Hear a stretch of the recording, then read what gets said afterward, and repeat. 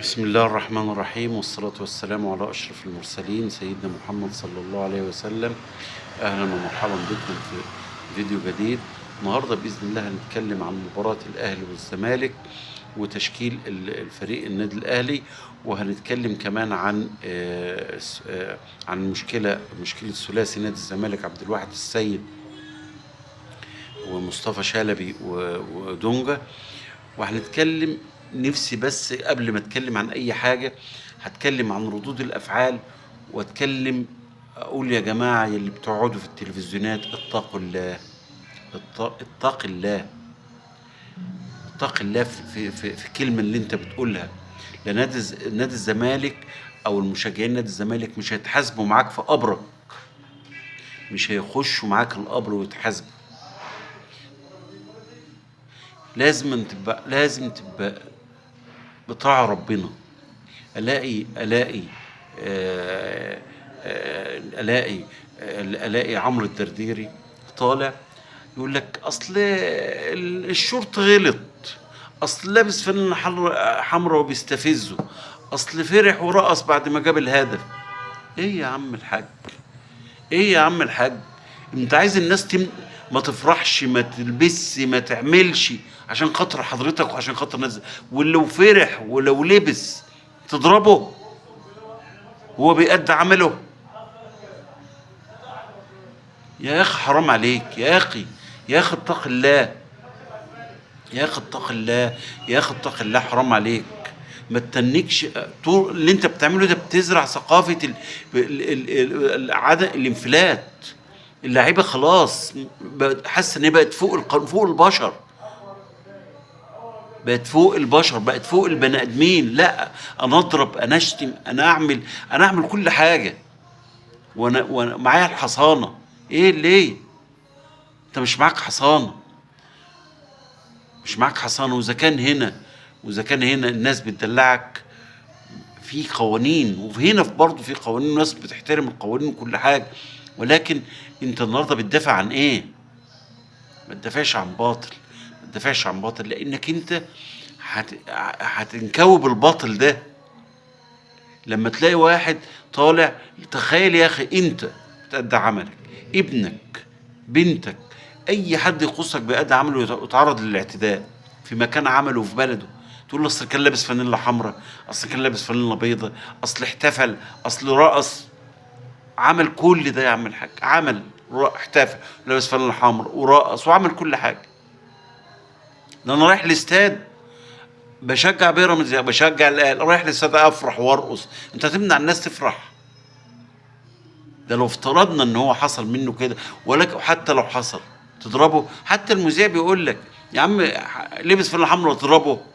يقول لك اصل ده غلطان وده غلطان، اصل ده. يا عم يا بيه، يا بيه انت راجل مالكش حق تنزل في المكان ده، وانا دوري ان انا امنعك تنزل في المكان ده، ومنعتك تقوم تضربني تقول اصل كان بيرقص، وتنط عليه ومش عارف تضربه في راسه وبيأدي عمله.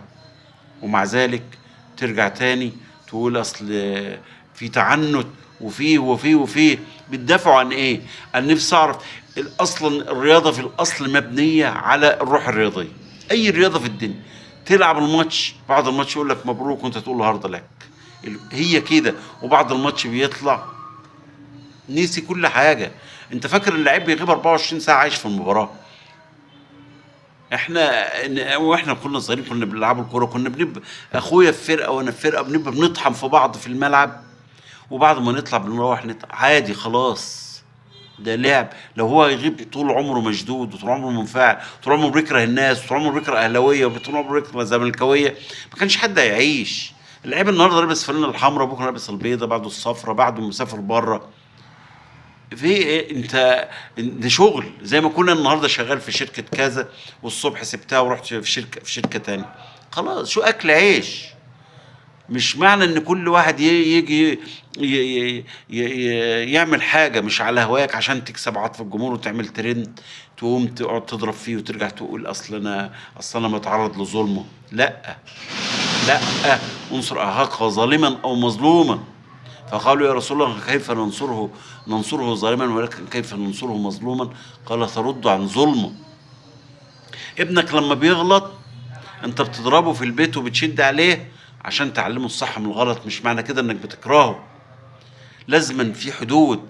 لما تلاقي اللعيب شيكابالا يعمل في الامارات السنه اللي قبل اللي فاتت نفسه، ويعمل حركات مسيئه وبناتنا وعيالنا يشوفوها، وترجع انت برضو تدافع عنه تقول ازاي يتوقف.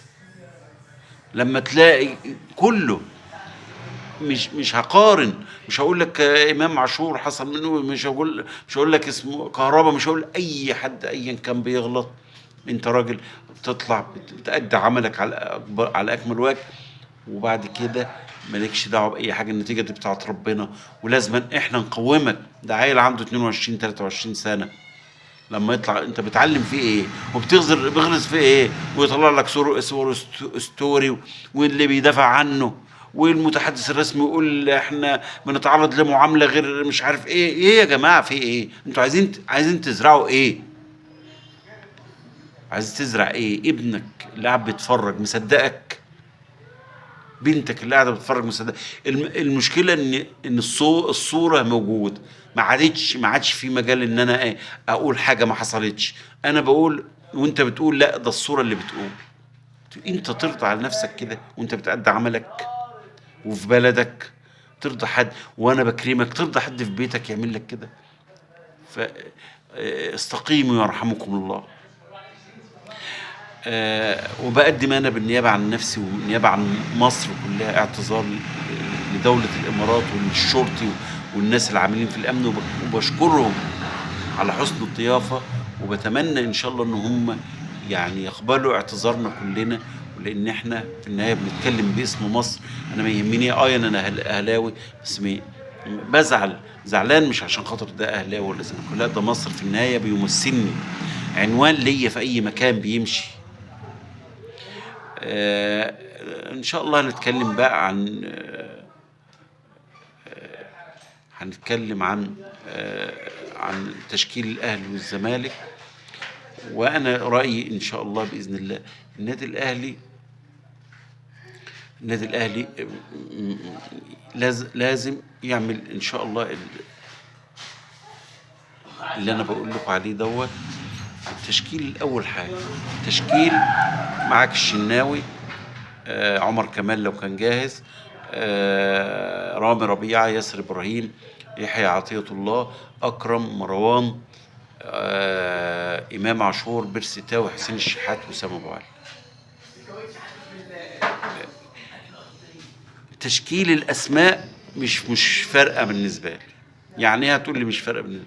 يعني هقول لك ان تشكيل الاسماء نفسها مش فارقه، لان انا بتكلم على خطه اللعب، وازاي اضغط وازاي اشتغل الشغل بتاعي اللي هو الاصل فيه ان انا اطلع بالكرة صح. الزمالك لو انت طلعت بالكرة صح خلص الماتش بقى بتاعك مليون المية. يعني يعني هو الزمالك عمل حاجة معاك وسيراميكا كليوباترا عملتها بعدها، بقى بيضغط عليك في كل انحاء الملعب وبثلاثة واربعة على حامل الكرة، وبالتالي ما كانش بيقدر يقطع. تلاقي اللعيب بتاع الاهلي بيقطع ويروح مطلع اوت او شايط في اي حته، مش عارف يطلع بالكوره لسببين: ان مفيش حد بيظهر له وان هو نفسه خلاص من الضغط عليه بيبقى مرتبك. لا، انت تهدى وتلعب تحت ضغط وتلعب الكوره بهدوء وتطلع الكوره. لو طلعت من الثلاثي اللي بيضغط عليك ده خلاص هم انضربوا. يعني هي ديتك انت تطلع بيها صح، الفرق الثلاثه دول بقوا من بره اللعب، بقيت زياده انت اتنين او ثلاثه عني. يعني فالقصه كلها اضغط صح وتعمل حاجه كمان دايما اللي كان بيعملوها السنه اللي فاتت، وكان بيعملها ايام عمرو السوليه وحمدي فتحي وديانج، ان انت تضغط، ما تضغطش من نص ملعبك. لان انت ضغطت من النص سيبته لما جه نص ملعبك، حتى لو اتقطعت الكره بتاخد وقت عشان تمثل خطوره ليك. لكن لو انت ضغطته من نص ملعبه هو، يعني تلتين ملعب الخصم يبقى تلتين ملعب، يبقى انا ضغطته من نص ملعبه.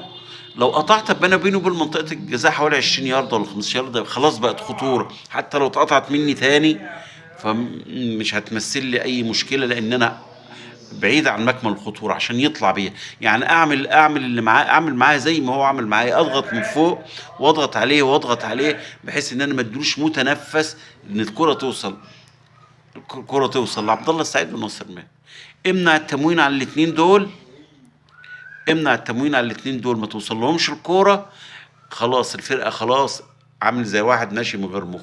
خلاص هي المخ اللي بيحرك، المحرك الرسمي للموضوع ده هو عبد الله السعيد وناصر ماهر، وبيتحرك. لو انت ضغطت وخليت عبد الله السعيد ينكمش لنص ملعبه، خلاص علشان الكرة تطلع وعشان توصل لسيف الجزير ولا زيزو ولا بتاع، يبقى مقطوع عنهم الميه والكهرباء. فالزمالك تشكيله زي ما هو معروف، هيبقى بس عمر جابر ناحيه اليمين وشحاته في النص، والباقي زي ما هو، ومشلاك هيبقى مكان مصطفى شلبي. اتمنى ان شاء الله ان لعيبه الاهلي وتاخد الموضوع والروح.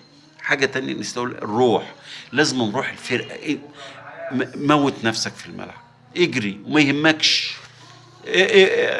اعمل روح واخسر، وعمرك ما العب بروح النادي الاهلي وانت عمرك ما تخسر.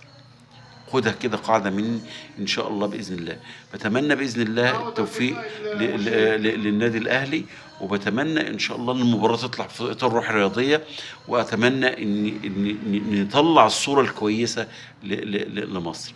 طبعا دلوقتي طلع رسميا ان امين عمر هو الحكم بتاع النهائي، ومع محمد معروف على تقنيه الفيديو. بنتمنى لهم التوفيق، وبنقول ان دول حكام مصريين وكويسين وهنشتغل وراهم، وسيبنا من العصبيه المفرطه.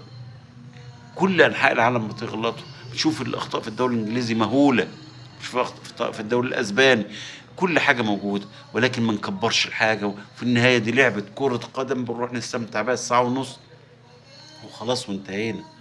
مش ولازم اللي يطلعوا على الشاشات يبقوا فاهمين كده، ناس عندهم ثقافة، مش ناس مشجع في مشجع الدرجة الثالثة دلوقتي بقى عنده ثبات انفعالي عن اللي بيطلعوا في التلفزيونات.